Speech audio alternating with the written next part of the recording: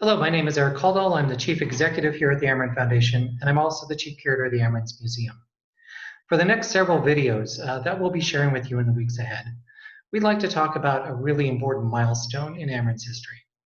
This summer, we're installing a new heating, ventilation, and air conditioning system in our historic Amerind Museum building. We've never had a system like that at work in our museum building. It's going to allow us to care for our cultural objects much better. And it's going to allow for a much better environment for both all of our visitors and our volunteers for years and years and years to come.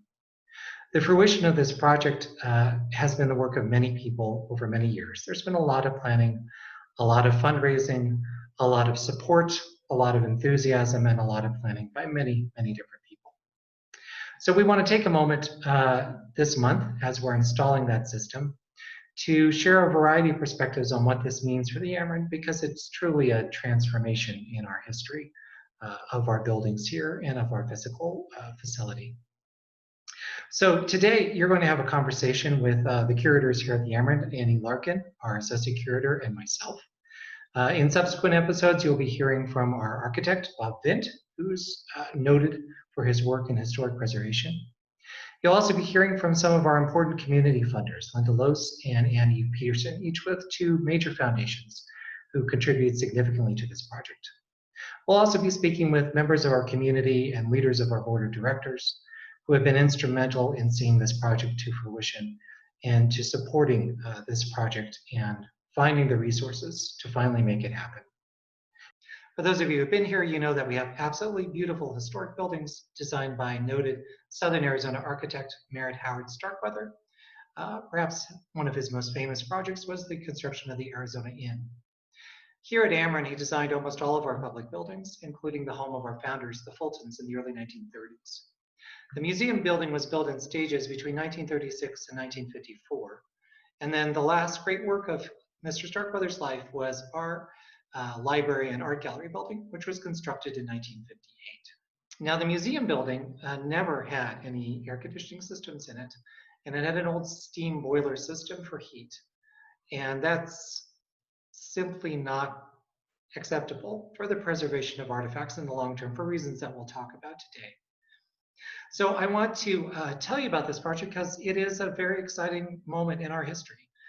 We're going to be able to preserve our cultural objects much better than we ever have before in an exhibit setting, and our visitors will be able to enjoy the experience of seeing our Amerind Museum building that much better. So Mr. Starkweather's designs are award-winning and famous and elegant, but they do need to be updated for our modern age. And we've had a lot of people give us a lot of advice to make this project happen. And I want to particularly signal out Mr. Fred Pace of Tucson, Arizona. Mr. Pace, when he was a young man, was actually employed by Mr. Starkweather. Now in his retirement, Mr. Pace has continued to advise us on the development of these architectural drawings and plans for the upgrade of the museum building. We know that our guests, volunteers, and staff will benefit from the cool building in the summer and the warm space in the winter. However, the greatest benefactor of the HVAC system will be Amerind's collection of objects. Would you please describe for our audience how temperature can adversely impact objects? Well, I would bring up both temperature and humidity at the same time, I think. Humidity and humidity swings are related to temperature, and the two together can cause damage. You know, when you think like a museum, you have to think that your collection is not just going to be here for a year or 5 years. It's not just going to be passed to your children or your grandchildren, but that the museum is going to be here for centuries. So little problems add up.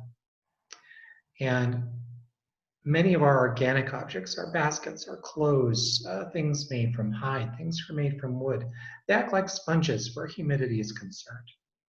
And if you have very dramatic swings in humidity, and if you can't control temperature very well, you can't control humidity very well. If you have dramatic swings in humidity, then your objects will swell and shrink. Well, over time, that leads to mechanical damage. So let's say we have some beautiful cultural objects that are made of hide and have paint on them. Well, as that hide shrinks and swells, that paint starts to flake off. Damage builds up.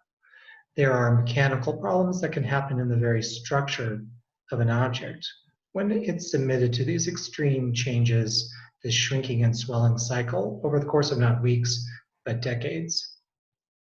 So it's really important for the long-term preservation of the collection to have fairly stable humidity and temperature throughout the year. Very low humidity can lead to things becoming very brittle and easily broken. Very high humidity and high temperature sets off a reaction of chemical and biological processes that lead to the breakdown of materials. So the best environment is the most stable environment that we can provide, where there are very little changes over the course of a year. And for that reason, we have a job to protect these objects for future generations. So there are some things that we simply can't put out in the poor climate control environment that we have now in our public galleries because the things are too fragile. And how long have some of the items been off exhibit due to the environmental controls? The science of museums is ever evolving. So when these things were first acquired by the foundation, they were out in our galleries. And for those who have memories of the Amerind Museum going back to the 40s and the 50s, some of these objects used to be out. But as we've learned more, and as we've learned more about preservation and conservation, we knew that that environment wasn't good. So by the 60s and 70s, a lot of our more delicate things were put into more stable storage areas and simply weren't available to be seen by the public. Is there a specific object that you're looking forward to sharing with our guests now that the appropriate temperature and humidity controls will be in place? I'm really looking forward to getting a lot of our baskets out. I'm really looking forward to getting a lot of our clothing, cultural objects out. There is this suit of clothes that I really admire. It's 200 years old. It's made from deer hide. And it has these beautiful dyed porcupine quills that make this absolutely lovely floral pattern design all over this three-piece suit of men's clothing. And it's just far too delicate to have out. Things like that, things that would really connect you with a person, because clothing is so personal. Clothing is how we represent ourselves to the world. And a lot of our clothing is made of extremely delicate things and are of great age. You really get a sense of the person and a sense of the really loving hands and creativity that went into these hand-created articles of clothing. What other positive impacts will the HVAC system have on Amerind's object collections? Well, a couple different things. So the nice thing about air conditioning is, as opposed to evaporative cooling, is that an air conditioning system draws moisture out of the atmosphere. So, we are always running our air conditioning systems here in southern Arizona, sometimes as early as March, depending on how things are going. But one of the most critical periods and one of the most damaging periods to objects, it happens during our monsoon season. Our monsoon season, we have these dramatic upswells and retreats of relative humidity.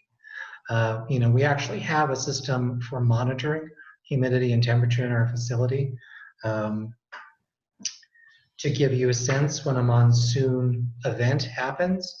Humidity can shift 10 to 15% in one day. Now, what we know from museum science is that humidity should only vary maybe 5 to 10% over the course of a year. That is the ideal situation for long-term preservation. So by adding this air conditioning system, we're going to create a much more stable environment all throughout our summer and all throughout our winter, which will lead to much better preserved objects in the long term, not just now, but long after our present generation has passed the Amerind on to the next generation.